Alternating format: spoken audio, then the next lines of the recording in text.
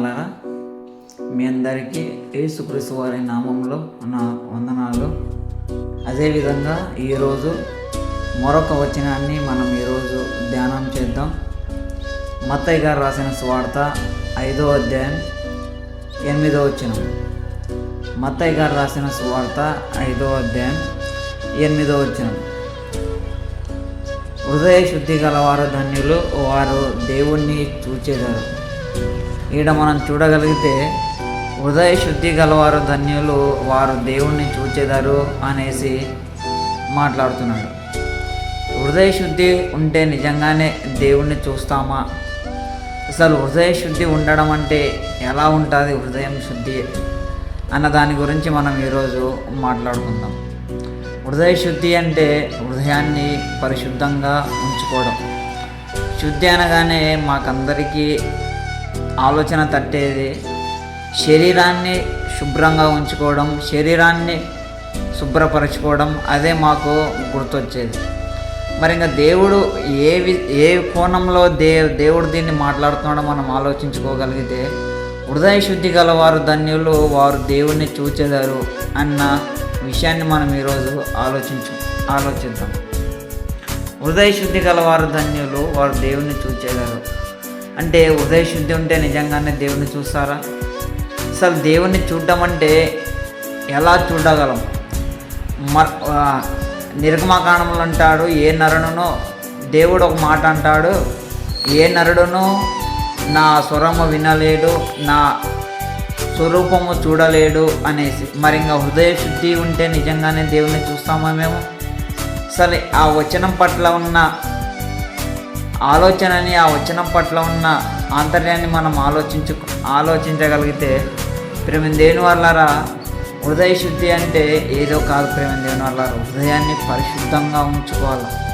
ఎటువంటి కల్మషము, ఎటువంటి కొల్లు, ఎటువంటి కపటము, ఎవరిపైన పగలు, ఎవరిపైన కోపాలు, ఎవరిపైన అసూయలు, ఎటువంటి కల్మషము లేకుండా, ఎవరిపైన అపోహాలు, ఎవరిపైన ఎటువంటివి లేకుండా పరిశుద్ధంగా ఉంచుకోవాలి. అప్పుడే మనం దేవుణ్ణి చూడగలం. అసలు దేవుణ్ణి ఎలా చూడగలం? ఈ మాట మీకు అర్థం కావాలంటే యోహాను గారు రాసిన సువార్త 1వ అధ్యాయం 1వ వచనం మనం చూడగలిగితే, ఆది యందు వాక్యం ఉండెను, వాక్యం దేవుని యొద్ద ఉండెను, ఆ వాక్యం దేవుడై ఉండెను. ఇప్పుడు చెప్పండి, మన హృదయం పరిశుద్ధంగా హృదయం శుద్ధిగా ఉందనుకో, మనం ఎవరిని చూడగలము?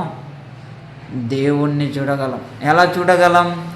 వాక్య రూపంలో చూడగలం. వాక్య రూపంలో ఎలా? హృదయంలో ఎవరిపైన ఎటువంటి పగ, ఎవరిపైన ఎటువంటి కలహము, ఎటువంటి అపవిత్రత, ఎటువంటి ఇది లేదనుకో, హృదయం శుద్ధిగా ఉందనుకో, ఆటోమేటిక్గా బైబుల్ చదవాలన్న ఆలోచన, ఆటోమేటిక్గా దేవుని మాటలు వినాలన్న ఆలోచన, ఆటోమేటిక్గా బైబుల్ చదవాలన్న ఆలోచన మనలో వస్తుంది. ఆ టైంలో మనం ఎలా ఉంటాం? హృదయం శుద్ధిగా ఉంటే బైబుల్ని చూడగలం. బైబుల్ చదివేటప్పుడు హృదయంలో ఏదో పెట్టుకొని బైబుల్ చదివినామనుకోండి, అదేది మైండ్కి ఎక్కదు.